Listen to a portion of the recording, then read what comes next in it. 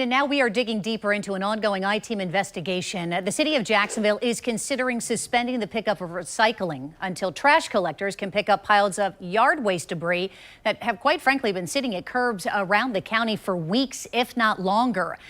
The city now wants to use $4 million in federal COVID-19 relief funding to kind of help with this backlog.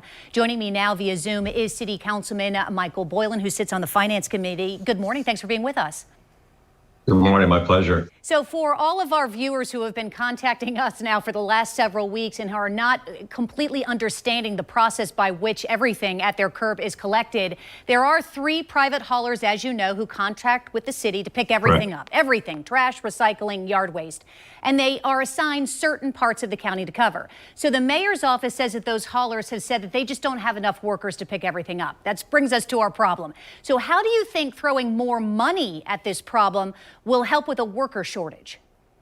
Well, thank you again for the opportunity to share my thoughts. And, welcome to my world with respect to hearing from constituents and the concerns of this. It's been going on in the Mandarin area, going back as far as April.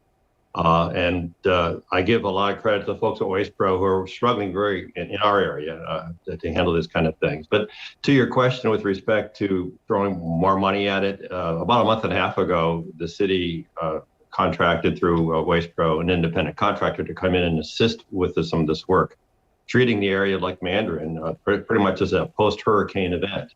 And I suspect we'll see some of the dollars first and foremost to get us back to what I would characterize as catching up in the yard waste issues, because there are literally piles all over town, I suspect, at this point, certainly here in Mandarin. So I think the first effort will be to bring in some independent contractors. I spoke yesterday with the head of Public Works Department, and he shared with me, as a matter of fact, they were on their way to the mayor's office to discuss their plans going forward. He followed up with an email to me later on in the evening, letting me know that they are working on their plans. They expect to be able to hit the ground running sometime next week. Okay, so do you think suspending recycling pickup temporarily is an effective kind of second part to a solution?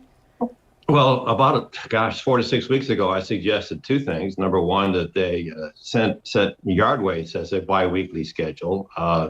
People, I think, would prefer to see, at least know it's going to get picked up at a timely fashion as compared to, every week if they can't.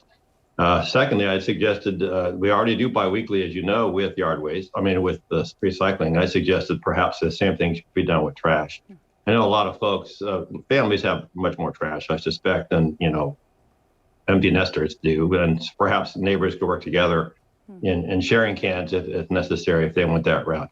But I'm already hearing from some folks, I think there's a misunderstanding out there that they're ending recycling. I think the plan is only to temporarily suspend it. I'm not sure if that's a great solution or not, but certainly something needs to be done to augment the staffing issues Waste Pro and others are having. And as I'm sure you've been hearing from your constituents, the reality is that many of them are upset that they're paying for a service that they're not receiving in a timely manner. Councilman Matt Carlucci has suggested kind of paying back or crediting these taxpayers. Councilwoman Randy DeFore, I spoke with her earlier this week, and she said she supports that idea. Do you? Well, I think it's very difficult to administer. It's very uneven. Not everyone is having issues with yard waste. One neighbor may, because they have a lot of yard waste, or 2 or 3 neighbors down the street may not, and may not even know it's an issue for them. So I think it'd be probably more costly to administer than it would be to actually, put into place. So I'm not sure that's a great solution to the problem, but Lord knows I've heard lots of folks suggest it, and my response to them at that point has largely been that I think it'd be probably more costly to administer than it would be to than not. And quickly, Councilman, what's the timeline on this money, assuming that the full council approves it? How quickly can this be put in place so that these piles can end outside on the curbs of these homes?